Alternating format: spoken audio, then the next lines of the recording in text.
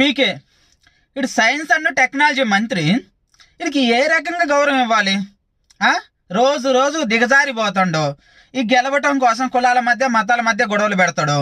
ఆ లడ్డూలో ఒక పందికొవ్వు కలిసిందని చెప్పి 2 మతాల మధ్య గొడవలు పెడతాడు. ఇప్పుడు సైన్స్ అండ్ టెక్నాలజీ మంత్రి అయ్యి ఉండి ఆంధ్రాలో కొబ్బరి చెట్లు ఎండిపోతున్నాయి అంటే ఎవడు దిష్టి తగిలి ఉండిద్ది, నరదిష్టి తగిలితే బండరాయి అయినా బగులుద్ది, లేకపోతే పచ్చని చెట్టు అయినా ఎండిపోయిద్ది అని చెప్పి సోది డైలాగులు కొడతాడు. సైన్స్ అండ్ టెక్నాలజీ వాళ్ళు సైన్స్కి దేవుడికి ఎవడన్నా ముడి పెడతాడా? అంటే ఇప్పుడు ఏం చేయాలి? ఇప్పుడు అక్కడ ఉన్న వాళ్ళందరూ, ఆ కోనసీమలో ఉన్న వాళ్ళందరూ క్షుద్ర పూజలు చేయాలా చెట్లకి? ఇప్పుడు లేకపోతే దిష్టులు తీయాలా? ఏం చేయాలి?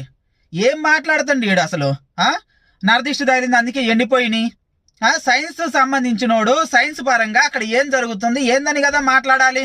ఎర్రచందనం దగ్గర పోయేమో దేవుడి రక్తం ఉంది అందువలన ఎర్రగా వచ్చింది అంటాడు. ఏం మంత్రి వీడికి ఏ రకంగా గౌరవం ఇవ్వాలి? వీడు మాట్లాడే మాటలకి చేసే వాటికి?